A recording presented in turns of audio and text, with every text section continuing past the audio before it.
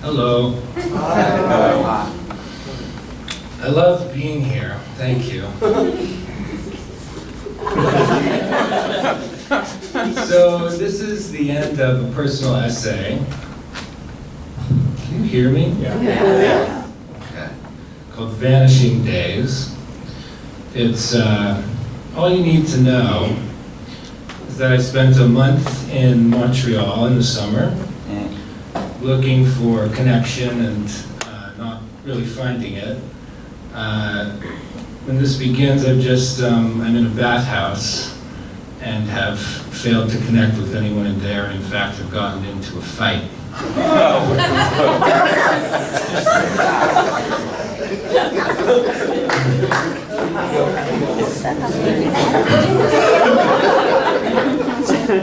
I'll tell you more about that later. Tell us more. I changed back into my clothes and stood in the middle of room 19, looking around. Somehow it felt like I'd forgotten something important, like I still had unfinished business in the bathhouse. But maybe it'll always feel like that, so long as history reaches forward, groping in the dark, grasping at us, insatiable. My summer fling with Montreal was ending. I couldn't wait to get back to California, made human again by my failure to find relief from being human. There I drift from the drag queen, my fantasies about sobriety and disappearance, passing like clouds across the open sky. I'd think of Marina now and then, but fall out of touch with her too, aside from some stray messages traded through LinkedIn. Before I left the bathhouse, though, I had one more mistake to make. Fully dressed, I returned to the antechamber with the low lighting and the chairs and the unmanned bar. No signs of life there. The attendant and friend no longer sat chatting. Wanting to show good manners, I had the odd thought that I should find the attendant and say goodbye, and say thank you of all things. I also wanted to be witnessed leaving. Otherwise, one feels a little less sure one has left. I paused before a latticed metal door that I assumed was an exit. The door had some signage in French on it, the meaning of which escaped me. Or maybe I spent too little time trying to puzzle it out. Or maybe I knew somewhere in my heart what would happen if I opened the door and wouldn't admit that to myself. Maybe I wanted to cause a little trouble for once. Whatever the case, the moment I pushed the door open, a high, shrill alarm pierced the air. I froze, holding the door, while this deafening sound filled not only the front room, but the whole interior. The whole of the bathhouse.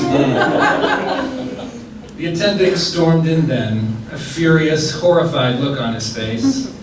He swatted towards me with his hand and shouted in French. I couldn't hear him over the alarm. I started shouting back, I'm sorry, I'm sorry. The hateful look on his face suggested that the alarm meant more than having to run to some control panel, flip a switch, and just shut the thing up. It seemed quite possible, in fact, that he didn't know how to turn it off. But maybe that, too, was just another fantasy read into a face. Later, I'd picture a handful of souls still moving within the maze, either lusting after some passing body or entangled already, suddenly startled apart, bringing their hands to their ears, their faces contorting in confusion. I'd imagine someone in the heart of the bathhouse letting his semen fly just as the alarm tripped. Somebody else, dozing and sweating in the sauna, jolted awake as if from a frightful dream. I stepped out into the hallway, the lattice door slamming shut behind me. I couldn't help but look back at the scowling attendant. watch him disappear into the bowels of the bathhouse as though swallowed up by some powerful force. I mean, some force other than my having introduced a major inconvenience into his workday. Later, I'd imagine him making a full sweep of the labyrinth, checking every private cell, every scurvy corner, every shadow, the dry heat sauna, shouting to everyone over the alarm that they needed to get dressed and go, leave the bathhouse. Some young fool, American bête, went out the wrong door. It was years before I'd wonder why I ever thought anyone would have to leave. It was, after all, no longer a world of raids and roundups. Our sex was tolerated, in theory, to a greater extent than ever before. And soon there would be no reason to be alone, to be a ball-gagged slave in darkness, a confirmed bachelor, a strange man living by himself down the lane. Raid was just something we buy to kill insects. Roundup we buy to kill weeds. And while we pulled the dead weeds out, we'd tell each other stories about the things we'd done and seen on our trips to a vanishing world. I went to Montreal once, I'd say. I was lonely in those days, stupid with fear, so curious too.